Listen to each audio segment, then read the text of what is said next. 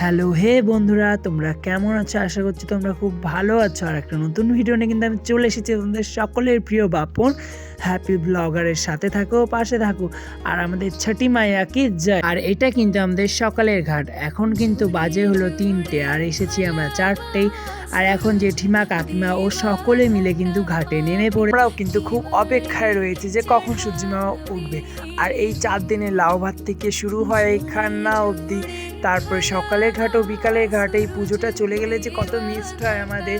সারা রাত জেগে কত ঠেকুয়া বানানো, কত কিছু, আরও কত মজা, এগুলা সব আমাদের 1 বছরের জন্য জমা করে রাখতে হয়। আবার 1 বছর পর আমাদের এই মজাটা করতে পারি। তাই খুব খারাপও লাগে, আবার খুব ভালোও লাগে যে আমাদের পুজোটা ভালো মতন কমপ্লিট হলো। আর এই উপাসী মানুষরা 3 দিন ধরে না খেয়ে এই পুজোটা যে করে, সমাপ্ত হলে তাদের কতটা কষ্ট হতে পারে বন্ধুরা, তোমরাই ভাবো।